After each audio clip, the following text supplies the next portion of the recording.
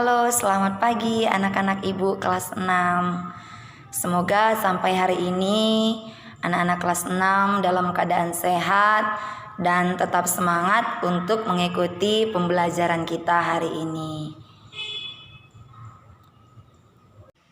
Sebelum kita masuk ke materi kita hari ini, Ibu akan menjelaskan sedikit pembelajaran kita sebelumnya, yaitu tentang perkembangbiakan tumbuhan secara generatif.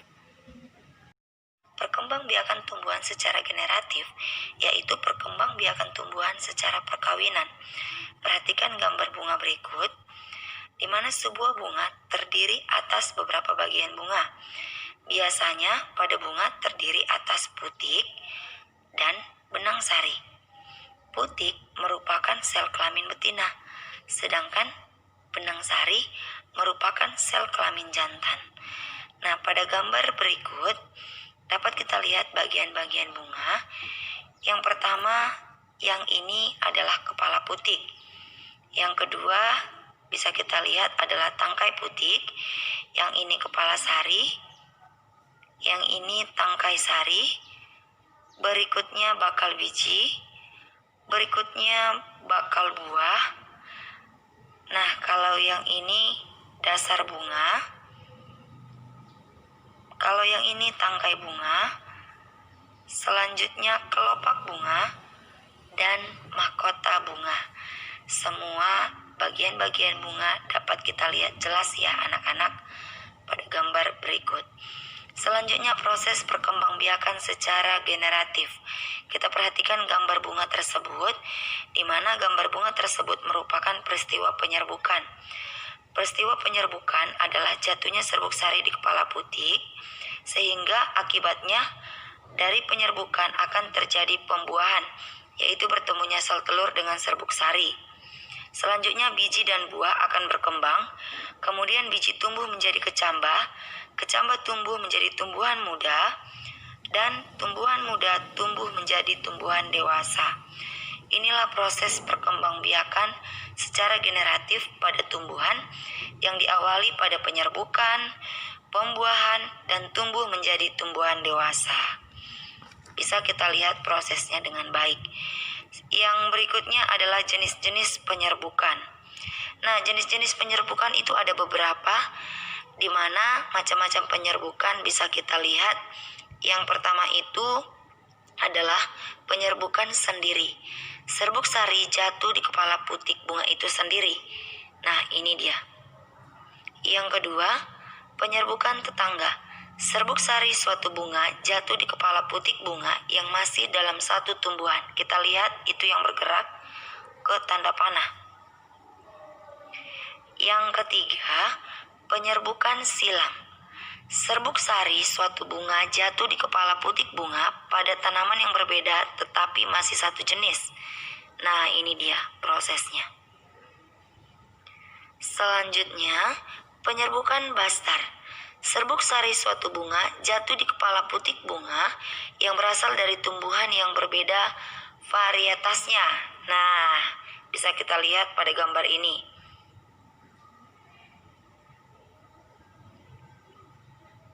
Berikutnya, perantara penyerbukan. Nah, langkah-langkah perantara penyerbukan. Yang pertama, penyerbukan dengan bantuan hewan. Yang kedua, penyerbukan dengan bantuan angin. Yang ketiga, penyerbukan dengan bantuan air. Dan yang keempat, penyerbukan dengan bantuan manusia. Itulah seputar pembahasan tentang perkembangbiakan generatif. Materi ini sudah pernah kita bahas di pembelajaran IPA sebelumnya. Untuk pembelajaran hari ini, kita akan membahas tentang perkembangbiakan tumbuhan secara vegetatif. Untuk anak-anak kelas 6, silahkan buka buku tema 1, halaman 16. Mari kita perhatikan materi kita. Perkembangbiakan tumbuhan secara vegetatif atau tanpa perkawinan, yaitu yang pertama perkembangbiakan vegetatif alami, di mana yang pertama adalah spora, berfungsi untuk memperbanyak tumbuhan. di mana fungsi spora mirip seperti biji. Contohnya pada tumbuhan paku dan lumut. Yang kedua adalah perkembangbiakan umbi lapis, di mana tumbuhan muda yang baru tumbuh dari bagian tubuh induk tumbuhan. Contohnya misalkan bambu, tebu, dan pohon pisang. Yang berikutnya perkembangbiakan akar tinggal. Perkembangbiakan akar tinggal atau rizoma merupakan batang yang tumbuh menjalar di dalam tanah. Contohnya itu adalah jahe, kunyit, kencur, dan lain sebagainya. Yang keempat, perkembangbiakan umbi batang.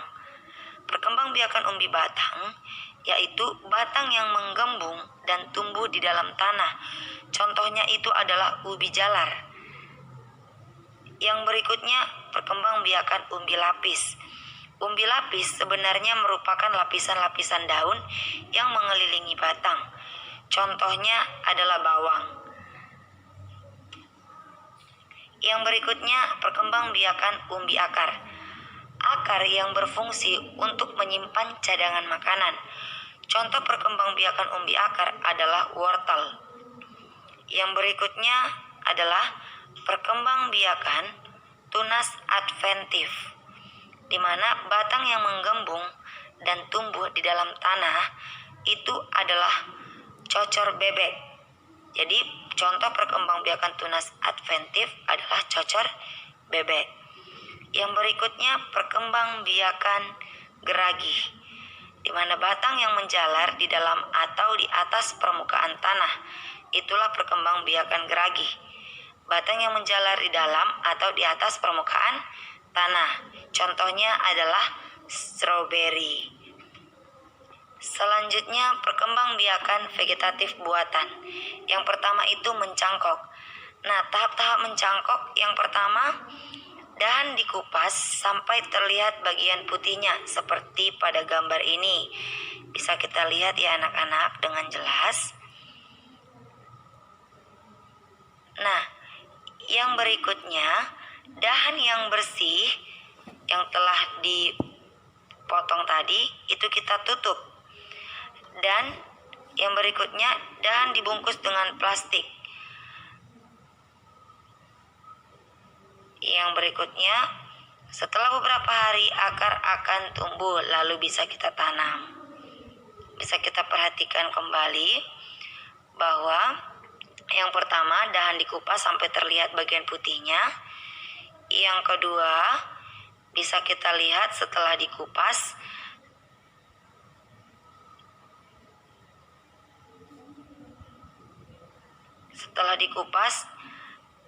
dahan yang bersih ditutup dengan tanah humus.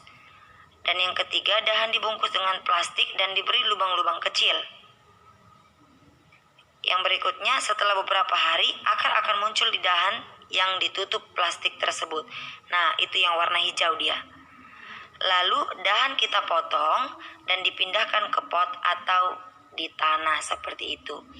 Yang berikutnya, kelebihan dari mencangkok. Yang pertama, berbuah lebih cepat dibandingkan jika ditanam dari biji.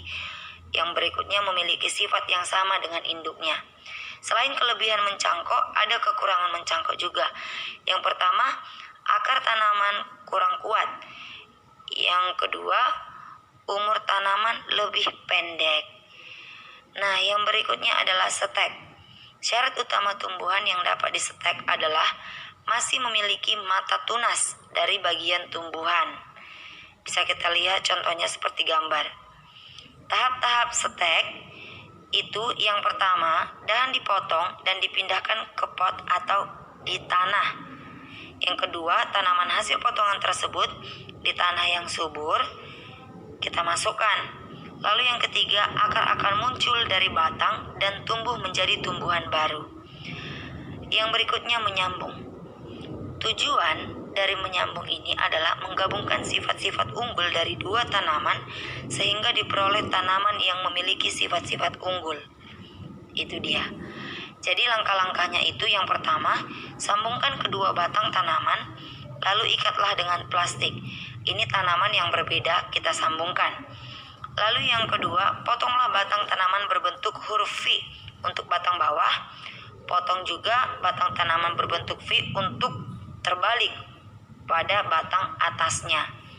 Yang berikutnya adalah okulasi. Tujuannya memperoleh tanaman yang memiliki sifat unggul, gabungan dari dua sifat tanaman yang baik. Langkah-langkahnya yang pertama, iris kulit batang induk. Yang kedua, iris kulit tanaman yang memiliki tunas selebar irisan pada tanaman induk, lalu tempelkan pada tanaman induk. Yang berikutnya, ikatkan bagian atas dan bawah tunas dengan plastik. Tunas yang ditempel akan tumbuh. Seperti itulah dia. Yang berikutnya untuk merunduk. Merundukkan atau membenamkan bagian batang suatu tumbuhan di dalam tanah.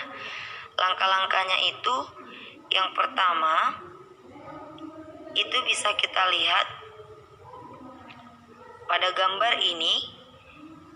Kita lihat syarat utamanya adalah masih memiliki batang yang mudah dibengkokkan. Demikianlah pembelajaran kita hari ini. Semoga apa yang anak-anak ibu kelas 6 dengarkan dapat dipahami, dan video ini dapat kita ulang-ulang kembali agar anak-anak kelas 6 dapat lebih mengerti dan lebih paham tentang materi kita hari ini. Selamat belajar, jaga kesehatan di rumah, dan tetap semangat untuk melakukan aktivitasnya di rumah. Selamat pagi, sampai bertemu di video selanjutnya.